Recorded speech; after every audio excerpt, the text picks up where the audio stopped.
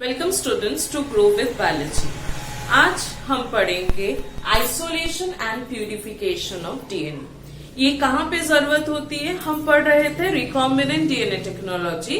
तो recombinant DNA technology में जो फर्स्ट स्टेप है उसमें हमको डीएनए को आइसोलेट करना होता है। तो डीएनए को आइसोलेट कैसे करेंगे और वहां से डीएनए को प्यूरिफाई कैसे करेंगे, ये है फर्स्ट स्टेप जो आज हम पढ़ेंगे। तो सबसे पहले है आइसोलेशन। आइसोलेशन मतलब निकालना। क्या निकालना है? डीएनए को निकालना है। डीएनए को कहां से निकालेंगे? सेल से निकालेंगे। तो सबसे पहले जो जिसकी जरूरत है वो है हमको सेल्स की। तो जिस टाइप ऑफ वर्क के लिए हम ये काम कर रहे हैं या जो भी हमारा मेथोडोलॉजी है उसमें जिस तरह का सेल्स जरूरत है उस तरह के सेल्स को पहले हमको बहुत ज्यादा नंबर पे ग्रो करना है। बहुत ज्यादा नंबर पे ग्रो क्यों करना है? क्योंकि अगर हमने एक सेल लिया तो उस एक सेल से जो डीएनए हमको मिलेगा उसका अमाउंट बहुत कम होगा।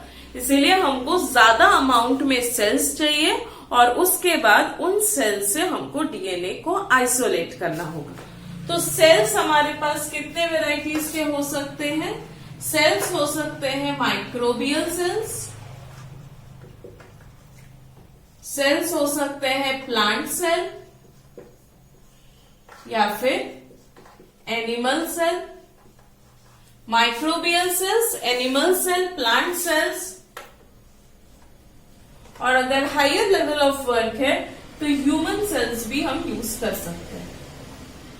तो सेल्स, इन सारे सेल्स को पहले हमको लेके ग्रो करवाना है। तो हम बैक्टीरियल सेल्स को अगर बहुत ज्यादा अमाउंट में ग्रो करवाना चाहते हैं तो हम सबको पता है कि बैक्टीरिया को हम ओवरनाइट ग्रो करवाते हैं और ब्रॉथ में उसका कल्चरिंग करते हैं। जब हम सेल्स के ग्रोथ की बात करते हैं तो उसके लिए वर्ड यूज होता है कल्चर करना।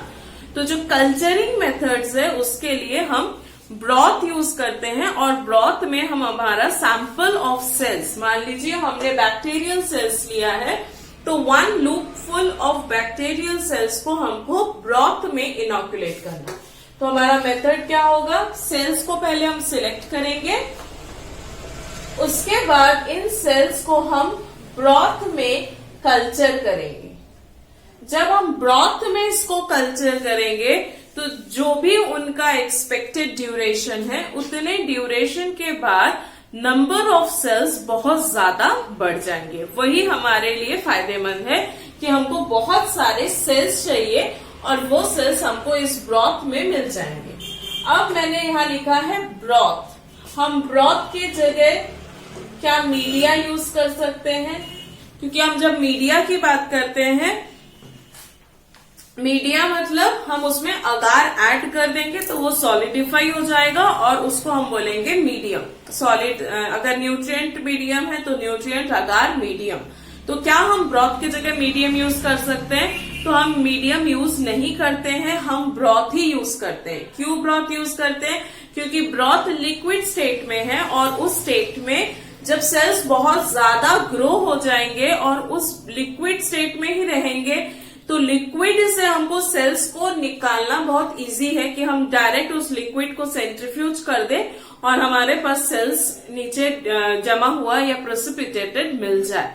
तो हम जब भी कल्चरिंग करेंगे तो हम किस पे जाएंगे? हम ब्रॉथ में ही कल्चर करेंगे, ना ही हम न्यूट्रिएंट मीडियम या सॉलिडिफाइड मीडियम पे उसको कल्चर करने जाएंगे। तो हमने सेल्स ले लिया, सेल्स को ब्रॉथ में कल्चर कर दिया। अगर वो ओवरनाइट पे ग्रो हो सकता है तो ओवरनाइट के लिए इंक्यूबेट करो, और अगर उसको 3-4 दिन लगता है या 7 दिन लग जाता है तो उसको एज पर रिक्वायरमेंट आप उसको इंक्यूबेट करो। आफ्टर इंक्यूबेशन हमको ब्रॉथ में सेल्स मिल जाएंगे। अब हम क्या करेंगे? इस ब्रॉथ के सेल्स से सेल्स को सेपरेट करेंगे। सेल सेपरेट कैसे होगा? सेल सेपरेट होगा by the technique of centrifugation. जब हम सेंट्रीफ्यूगेशन करेंगे तो सेल्स जो ब्रॉथ में सस्पेंडेड थे वो सारे प्रेसिपिटेट हो जाएंगे। तो जो हमारा सेंट्रीफ्यूज ट्यूब होता है, उस सेंट्रीफ्यूज ट्यूब में एकदम नीचे में हमको सेडिमेंटेड या प्रेसिपिटेटेड कल्चर ऑफ सेल्स मिल जाएंगे। तो ये हो गया हमारा आइसोलेशन ऑफ सेल। हमने बहुत ज्यादा अमाउंट में सेल्स को आइसोलेट कर लिया। सेल्स जब आइसोलेट कर लिया तो इसमें जो भी हमारा लिक्विड स्टेट था, जो कि हमारा ब्रॉथ है, उस लिक्विड स्टेट को हम रिमूव कर देंगे और डायरेक्ट ये पेलेट ले लेंगे। इस पेलेट को डिसॉल्व कर लेंगे, नॉर्मल सलाइन में हम डिसॉल्व कर सकते हैं, और उसके बाद हम इसमें से, इन सेल्स में से अब हम कहाँ फोकस करेंगे, प्यूरिफिकेशन ऑफ डीएनए या isolation of DNA as well as purification. तो अभी तक के स्टेप्स में हमको क्या मिला है, हमको सिर्फ सेल्स मिले हैं।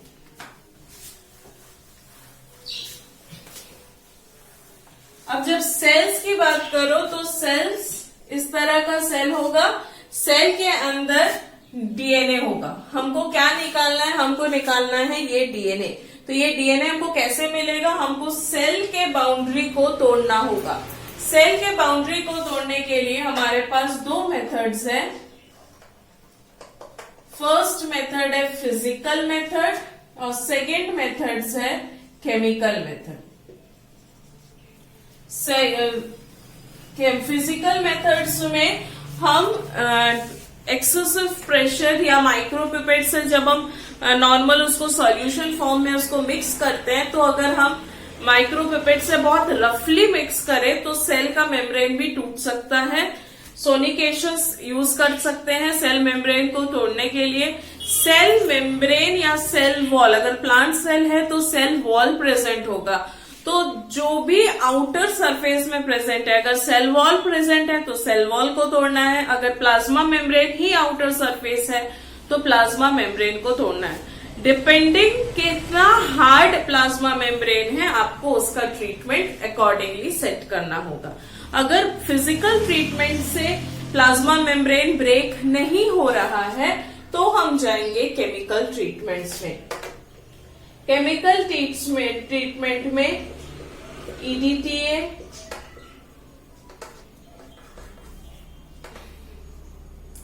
SDS, ये दो केमिकल्स हैं जो कॉमनली यूज किए जाते हैं, EDTA और SDS।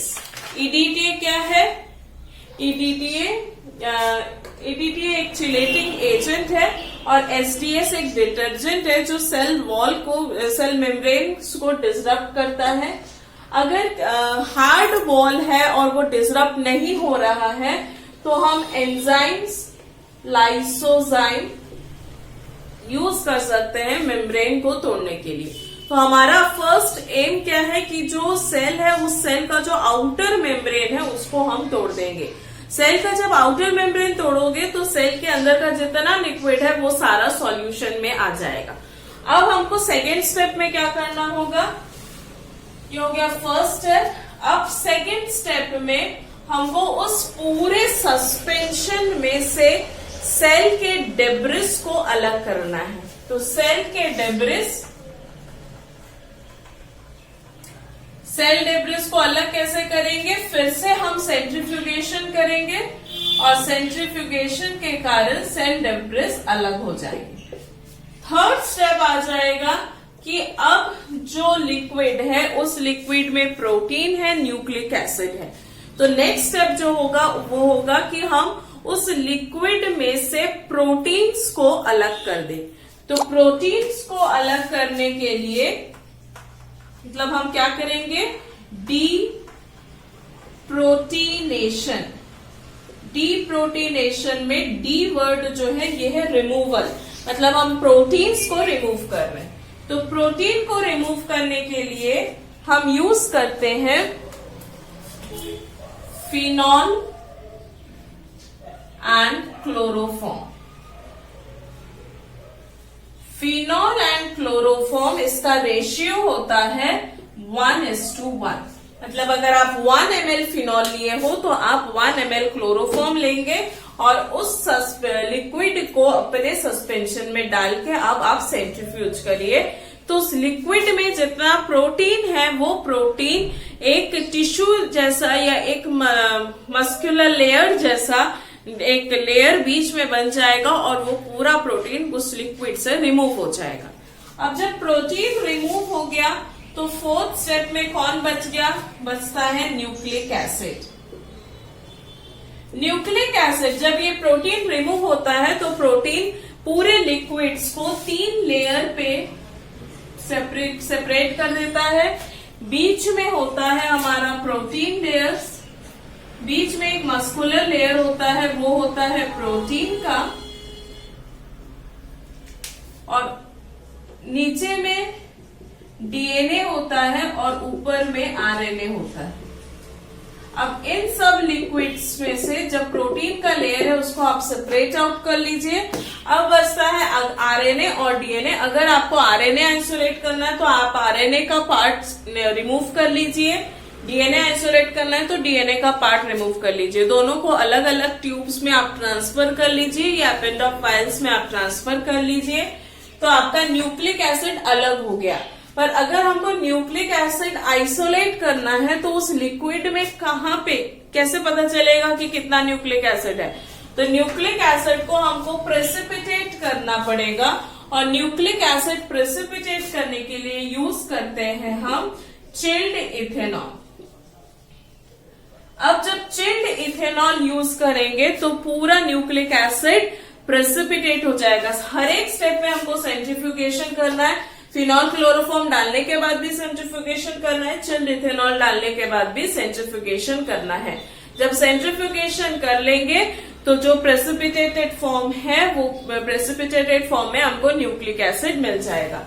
मतलब ये फिर से हमको एक एपेंडॉप ट्यूब मिलेगा और नीचे में ऐसा एक छोटा सा पैलेट जैसा मिलेगा, और ये पैलेट है हमारा डीएनए। तो इस पैलेट को नॉर्मल सलाइन में रीसस्पेंड करके हम आगे के एक्सपेरिमेंट्स में यूज करेंगे। तो ये क्या मेथड था? ये मेथड था फिजिकल मेथड, केमिकल मेथड, जिसके कारण हम डीएनए या न्यूक्लिक एसिड को आइसोलेट कर सकते हैं। तो फर्स्ट स्टेप था सेल के वॉल को तोड़, पहले सेल को कल्चर कर लो, फिर सेल वॉल को तोड़ो। सेल वॉल को तोड़ने के लिए फिजिकल मेथड, केमिकल मेथड्स दोनों तरह हैं। उसके बाद सेल डेब्रिस को अलग करो, सेल डेब्रिस को अलग करने के बाद प्रोटीन को अलग करो, प्रोटीन को अलग करने के बाद हमको न्यूक्लिक एसिड मिलेगा, और वो न्यूक्लिक एसिड में आरएनए चाहिए तो आरएनए को ले लो, डीएनए चाहिए तो डीएनए को ले लो। उसके बाद उसको चिल्ड इथेनॉल डाल के उसको प्रेसिपिटेट करो। तो ये हो गया हमारा second step in recombinant DNA technology. Thank you.